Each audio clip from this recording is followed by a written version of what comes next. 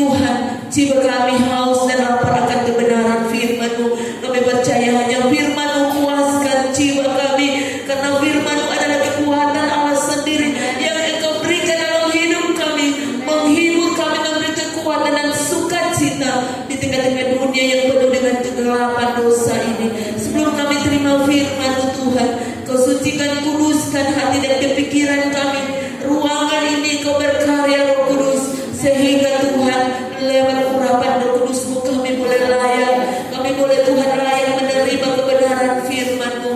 Dan kami Tuhan boleh renungkan firman-Mu siang maupun malam, dan kami boleh bertindak hati-hati di tengah keadaan dunia ini, karena hanya firman-Mu yang mendidik kami kepada kebenaran, firman-Mu yang memperbaiki kelakuan kami dan menyatakan kesalahan kami, karena kami percaya Engkau siang hari ini Tuhan memberkati dan berfirman lewat hamba-Mu. Tapi sebelum kami terima firman-Mu, sebentar kami akan memberi persembahan pertama. Allah tidak berkati sesuai dengan janji firman. Terima kasih Bapa di surga, kami terima firman-Mu, memberi dengan penuh sukacita, menjadi dalam nama Tuhan Yesus Kristus. Haleluya.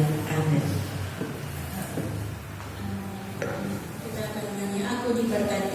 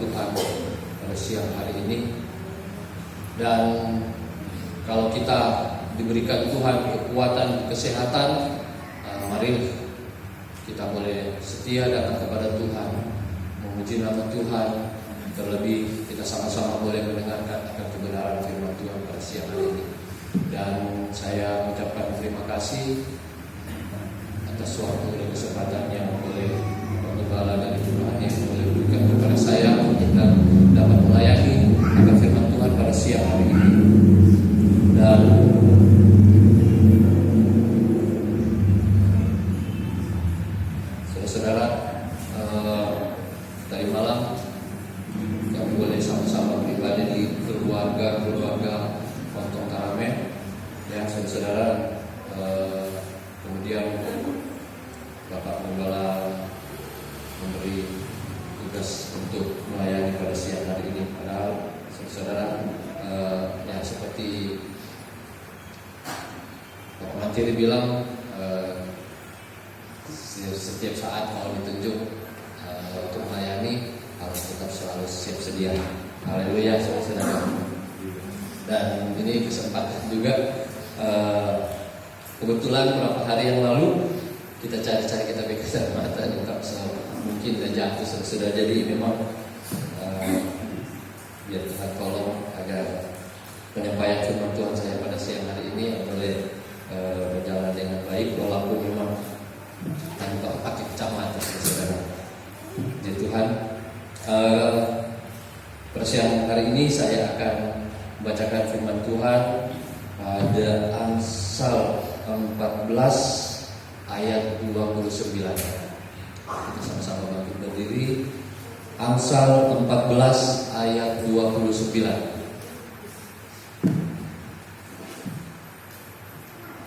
Ya, saya hanya ambil ayat 29, saudara. Amsal 14 ayat 29. Kita boleh sama-sama membaca. 1, 2, 3. Orang yang sabar besar pengertiannya, tetapi siapa cepat marah membesarkan kebodohan. Haleluya. Saudara-saudara yang dikasihi Tuhan kita Yesus Kristus, Amsal Salomo mengajarkan kita supaya berakal budi. Dan ayat ini menjelaskan tentang tindakan orang yang berakal budi dan yang tidak berakal budi, serta segala sesuatu akibat dari tindakan tersebut. Artinya saudara-saudara, kita diberi Tuhan akal budi supaya dalam kehidupan kita harus bisa bertindak dengan berpikir yang baik, saudara-saudara, berpikir yang positif agar kita tidak salah dalam melangkah dalam kehidupan kita. Orang yang sabar besar pengertiannya, tetapi siapa cepat marah membesarkan kebodohan. Kesabaran membutuhkan pengorbanan, saudara-saudara. Sama halnya seperti seorang guru terhadap murid-muridnya yang membutuhkan kesabaran dalam mengajar, saudara-saudara. Apalagi dalam satu kelas, saudara-saudara, kalau seorang guru memimpin ada sekitar minimal ada sekitar 20 orang, saudara-saudara. Apalagi itu kalau masih anak-anak yang masih usia yang masih perlu pengajaran, didikan, saudara-saudara. Pertama yang perlu untuk mengajar mereka membaca, menulis, atau menghitung, itu adalah tugas yang penuh dengan kesabaran supaya mereka boleh berhasil, saudara-saudara. Tidak mudah, saudara-saudara, dalam mengajar, karena tanpa kesabaran, tanpa keuletan seorang guru dalam mengajar, pasti akan timbul kalau merasa apa yang diajarkan terus kemudian ini anak murid-muridnya tidak tahu atau tidak mengerti, pasti dalam hati akan timbul suatu marah, saudara-saudara.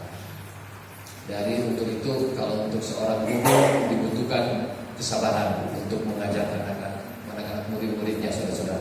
Begitu juga dalam kesabaran orang tua, ya, dalam mendidik dan membesarkan anak-anak di dalam keluarga, saudara-saudara. Tidak mudah memang. Kita semua yang sudah berkeluarga pasti punya pengalaman dalam mendidik dan membesarkan anak-anak kita. Ya, kalau mau bilang, ada yang mau bilang kumabal di dalam rumah kita, ya, saudara-saudara. Orang tua mengajarkan anak-anaknya untuk yang melakukan hal-hal yang baik, hal-hal yang terbaik. Tapi kadang-kadang juga anak-anak dengan keinginan mereka, kadang-kadang mereka membantah. Nah, dalam hal ini timbullah rasa marah dari orang tua. Tapi itulah, sebagai orang tua harus tetap selalu sabar dalam mendidik anak-anak mereka, saudara-saudara.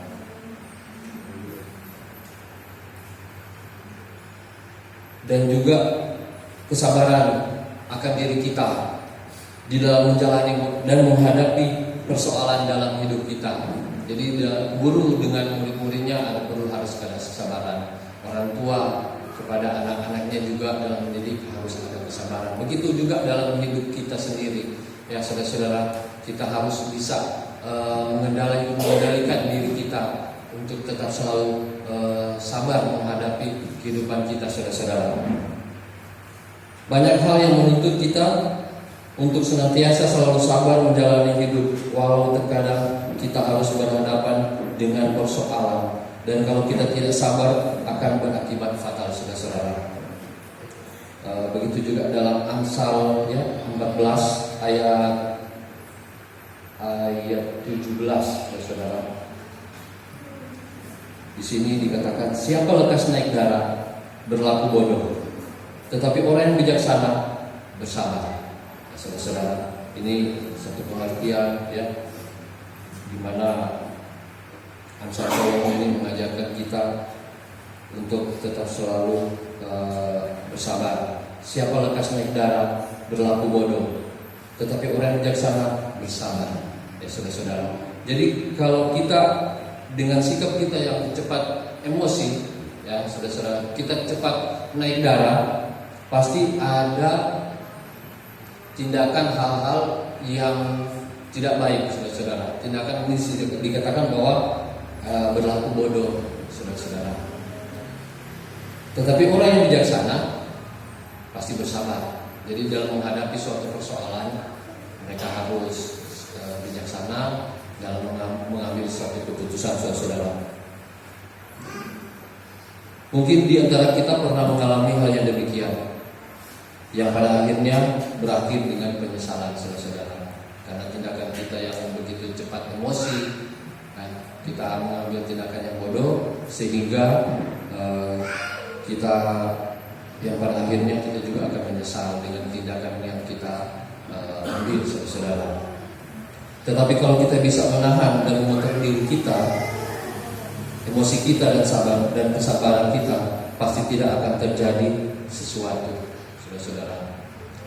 Saya mau kebetulan juga ada kesaksian ya dari saya. Beberapa malam yang lalu kita keluar dari rumah sekitar jam 9 malam, kemudian lewat di Tuna Lorong Tengah. Pas itu di depan Tanah Pastori. Pas lewat situ ada bapak-bapak yang mengerjakan Taman Paskah gitu.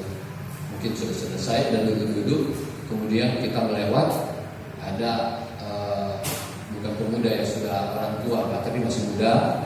Dia berdiri di tengah-tengah jalan karena dia membantu dia teman, mungkin ada mau putar motor mau lewat. Terus kita masih dalam jarak sekitar 4 meter dengan dia berhenti. Terus kita tanya, kenapa ada tutup jalan? Ya nak bos, ya nak tutup jalan, tapi pelan-pelan, dia bilang. Dia pelan-pelan. Sambil dia teman so lewat, dia datang dekat sebelah kanan. Terus di sebelah kiri kita ada lihat ada orang yang kita kenal, ya kita sapa, dan namanya itu kita biasa pakai Abu. Bu, kita tegur. Dia pakai Ipoy gitu. Biasa balik dia pakai Ipoy. Terus dia orang yang saya berhenti pak kita, dia suka ada mabuk, saudara-saudara. Dalam keadaan mabuk. Kita waktu itu tanya, "Kenapa bos sudah tutup jalan?" Dia bilangnya, "Anak bos, pelan-pelan, jangan nambah sosok." Pelan-pelan sambil dia berlewat sebelah kanan kita, pas di belakang. Pas kita bertegur, kita berteman itu yang kita kenal, dia juga bertegur, kita semua jalan. Pas berjalan kita sempat kepanasan, kita pakai helm belakang, dia pakai. Ya memang tidak terlalu keras juga, saudara. Cuma pas kita sudah jalan, teman bilang, jangan takut kira itu tidak apa-apa, kita berjalan. Cuma dalam hati saya dan pikiran saya, ini apa kita bisa salah sampai dia boleh memakai kita pakai helm. Dalam hati kita terus terang tidak terima gitu, diperlakukan seperti itu. Kita kenal tuh orang, cuma mungkin karena dia mabuk, kita pakai helm juga dia mungkin jangan taruh kira, dia pikir orang cuma ada sekedar lewat, saudara. Dia bilang pelan-pelan, jangan masuk begitu. Pas kita berjalan, Dia pakai TP Helen, lumayan sih nggak terlalu keras, cuma dalam hati kita pikir apa yang kita bisa ini dia saudara-saudara, sampai dia boleh lepas tangan begitu. Sambil kita berjalan, pikiran kita mau suka berbalik begitu saudara. Berbalik yang pasti itu mencari hal, saudara-saudara, karena kita tidak terima. Kita mau tanya apa tapi salah. Nah, dalam hal itu, kalau kita ambil tindakan seperti itu, pasti ada sesuatu yang terjadi, saudara-saudara. Walaupun situ memang ada orang yang kita kenal, ada beberapa juga yang kenal kita, cuma kita tidak mau bebas. Karena kalau mau bebas, berarti bebas dalam alkohol juga, saudara-saudara. Gitu. Jadi kita cuma sekedar kenal, tapi tidak bergaul, saudara-saudara. Kemudian sambil berjalan kita tengok ke belakang, apa kita salah, saudara-saudara. Kalau kita mau berbalik, pasti ada sesuatu yang mau terjadi, pasti mau berkelahi, saudara-saudara. Kemudian kita berpikir, kalau kita mau berkelahi, saudara-saudara, apakah kita punya teman yang kita kenal dia membantu, atau malah orang membantu DP teman? Nah, dalam hal ini pasti ada dua korban, saudara-saudara. Antara kita yang korban atau dia yang korban, karena membawa sebuah emosi dalam diri kita, saudara-saudara. Jadi sambil kita berjalan, sudah mulai jauh jalan, kita kasih tenang, ya sudah, tidak perlu lebih panjang, saudara-saudara. Biar dalam hati ada masalah kalau itu dia. Jadi kita sambil jalan, walaupun berpikir apa yang kita salah sampai dia boleh bertindak seperti itu, saudara-saudara. Tapi kalau kita pikir juga, kalau kita mau bertindak, pasti akan terjadi satu hal, saudara-saudara. Hanya sudah dalam kesabaran kita lewat, sudah lewat. Nggak usah terlalu pikir itu dia. Kalau saja biasa kita berjalan terus, saudara-saudara. Jadi hal ini kalaupun kita tidak berpikir yang dengan akal budi kita, kalaupun berpikir dengan seumpama orang lain, ya, dengan karakter dia yang pikir, wah kita ini jago, dia tidak takut, apalagi orang mabuk, gitu, baku aja, gitu, saudara. Tapi dalam hati saya tidak perlulah melayani orang seperti itu, ya saudara-saudara. Karena kalau melayani pasti akan terjadi sesuatu yang kita tidak inginkan, saudara-saudara. Saya mungkin tidak akan berada di tempat ini, saudara-saudara, pada siang hari ini, ya. Mungkin ya, kalau terjadi sesuatu yang besar, pasti di kantor polisi atau di rumah sakit, saudara-saudara. Tapi puji Tuhan, karena Tuhan masih ada dalam hidup saya, ya, firman Tuhan ada dalam hidup saya, sampai akal budi saya berjalan. Diminta kita untuk bersabar dan mengampuni saudara-saudara. Karena mungkin dalam keadaan dia mabuk, dia juga tidak tahu apa-apa. Kalaupun dia sudah sadar, pasti ditanya, pasti katanya dia tidak tahu apa-apa. Jadi dalam hati saya biarlah itu, karena seperti pada Matius 6 ayat 14, saudara-saudara, karena jikalau kamu mengampuni kesalahan orang lain, Bapakku yang di surga akan mengampuni kamu juga, saudara-saudara. Jadi kita pikir ya sudah lewat, nggak usah diperbesar lagi, karena kalau mengambil suatu tindakan yang bodoh pasti menghasilkan sesuatu juga hal yang tidak baik, saudara-saudara. Jadi saudara-saudara yang dikasihi Tuhan kita Yesus Kristus, mari kita tetap selalu bisa menjaga buah-buah roh dalam hidup kita, ya saudara-saudara. Sebagaimana yang diingatkan akan pengajaran firman Tuhan, saudara-saudara, di dalam, mari kita sama-sama membaca Galatia 5, saudara-saudara. Galatia 5 ayat 22. Kita sudah membaca dan mendengarkan yang firman Tuhan waktu yang lalu, beberapa minggu yang lalu. Tetapi buah roh ialah kasih, sukacita, damai sejahtera, kesabaran, kemurahan, kebaikan, kesetiaan, kelemah lembutan, penguasaan diri. Tidak ada hukum yang menentang hal-hal itu, saudara-saudara. Jadi dalam buah-buah roh itu ada termasuk ya kesabaran, kemudian ada pengendalian diri, saudara-saudara. Jadi kalau kita tidak sabar, kita tidak bisa mengendalikan diri kita, tidak mengendalikan emosi kita, ya saudara-saudara, ya pasti sesuatu akan terjadi dalam kehidupan kita. Begitu juga dalam kehidupan saudara-saudara, dalam bekerja mungkin, ya saudara-saudara, kita menghadapi hal-hal yang tidak mengenakan, biar kiranya kita tetap selalu sabar dalam menjalani kehidupan kita, biar kiranya minta pertolongan Tuhan untuk selalu Tuhan campur tangan dalam persoalan kita, agar semua bisa ada jalan keluar. Tidak perlu harus ada kekerasan, saudara-saudara. Begitu juga dalam rumah tangga kita juga, kalaupun kita dalam rumah tangga, istri sama anak-anak, dan suami sama anak-anak juga, kita tetap selalu sabar dalam menjalani kehidupan rumah tangga kita masing-masing. Dan untuk itu marilah kita taruh firman Tuhan, ya saudara-saudara, dalam hidup kita, agar kita tidak jatuh dan tidak tersesat. Karena tanpa firman Tuhan yang selalu ada dalam hidup kita, tanpa firman Tuhan ada dalam pikiran kita, ya saudara-saudara, kita tidak tahu arah kemana tujuan kehidupan kita, saudara-saudara. Dan biarlah dalam hidup kita tetap selalu berdoa, minta pertolongan Tuhan, saudara-saudara, minta pertolongan Tuhan agar senantiasa selalu menolong dan menjaga kita dimanapun kita pergi dan berada. Demikian firman Tuhan dari saya, dan saya kembali kepada Bapak.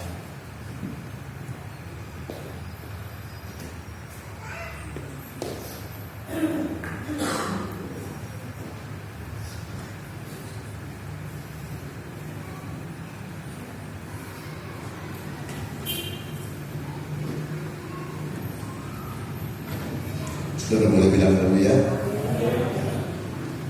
Ketika saya masih anak remaja, saya nggak lupa itu. Kita ke OPA ikut pertemuan di balai desa. Lalu ketika dia menyampaikan beberapa saran, saudara, pemerintah waktu itu kondisi ekonomi masih payah sekali, jalan masih hancur dan macam-macam. Dan saudara, pemerintah bilang, sabar Pak, sabar Pak. Lalu kita coba jawab, sabar itu subur, terlalu sabar jadi bubur. Saya terus terang saja, saudara-saudara, itu sangat berpengaruh dalam hidup saya sampai sekarang. Tetapi firman Tuhan mengubah itu sehingga saya boleh sedikit sabar. Boleh bilang haleluya? Terus terang saja, saudara-saudara, itu sangat berpengaruh. Tapi Bapak bilang, kalau sabar begitu, dipikir, iya ya, betul juga. Tapi Alkitab bilang orang mesti bukan cuma sabar, panjang sabar. Boleh bilang haleluya? Bukan cuma sabar. Saudara-saudara, kita pikir-pikir, aduh, upah ini dan kasih satu yang membuat kita hati begitu. Saudara-saudara, terus terang saya orang cepat marah, cepat naik darah. Tetapi saudara-saudara, tapi karena firman Allah yang ditabur itu, saudara-saudara, bukan cuma sabar, panjang sabar. Saya kira kita semua punya pengalaman yang sama. Boleh bilang haleluya? Kalau seorang laki-laki dia tidak mau disebut dia penakut,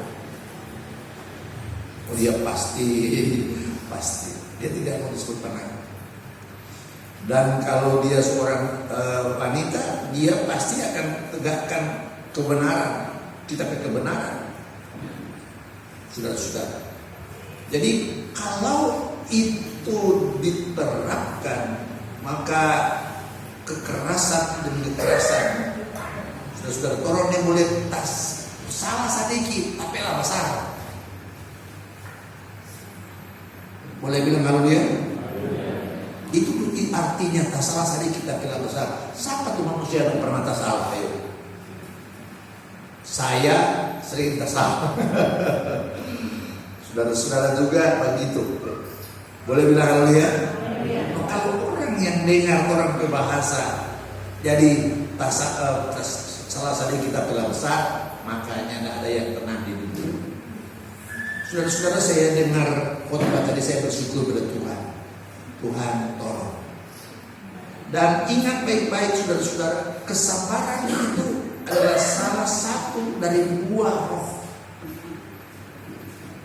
Boleh bilang haleluya? Dengan buah roh. Kita baca ulang.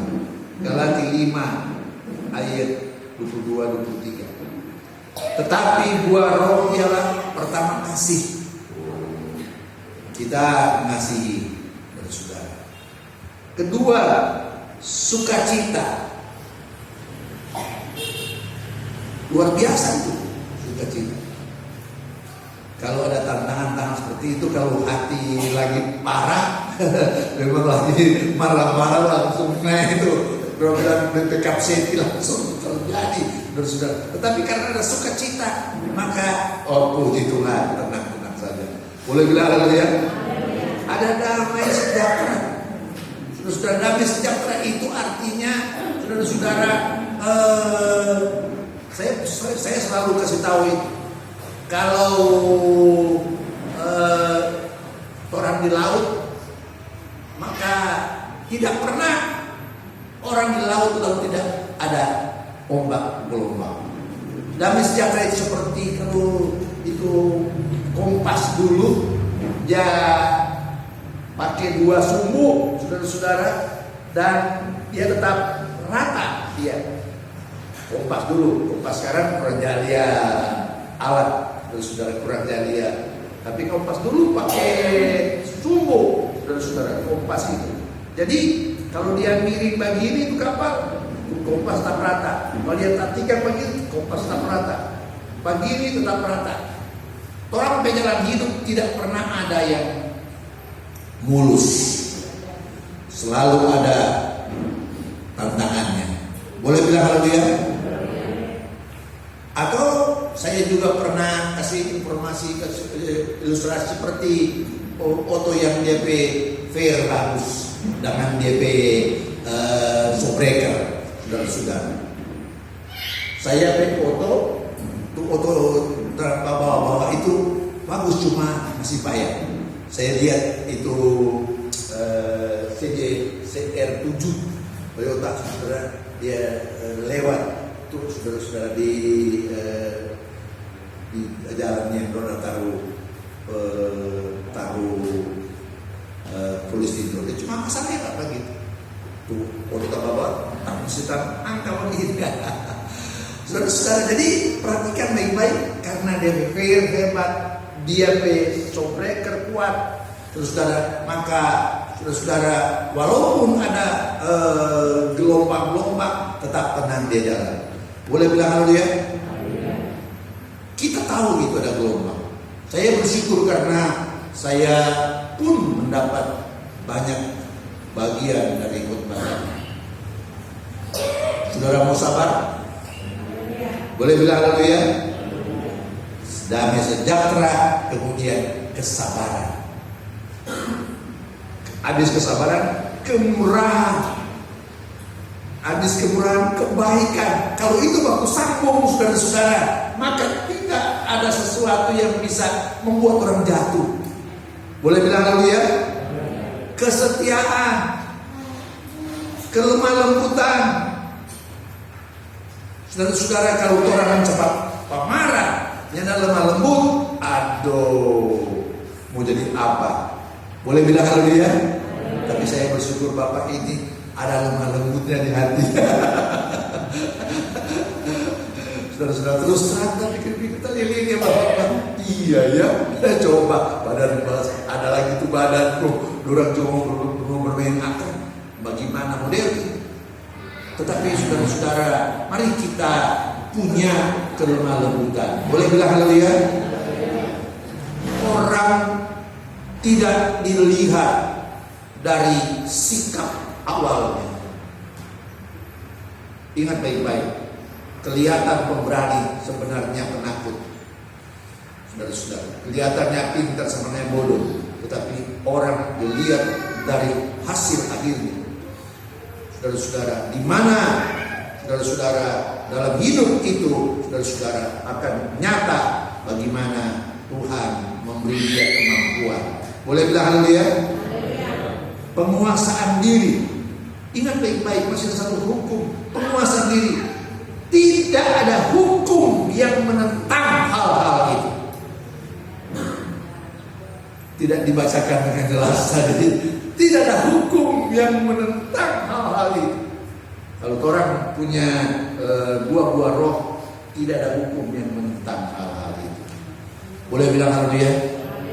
Kita akan menghadapi, kalau Tuhan izinkan, kita akan menghadapi tantangan-tantangan yang berat, saudara-saudara.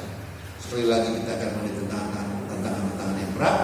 Dan kalau orang mempunyai buah-buah roh, tidak ada hukum yang menentang hal itu. Saudara-saudara, itu adalah bagian yang saya boleh nikmati dalam hidup ini, saudara, dari apa yang disampaikan tadi. Puji Tuhan, saya bersyukur karena saya boleh dikuatkan. Boleh bilang haleluya? Mari kita masuk.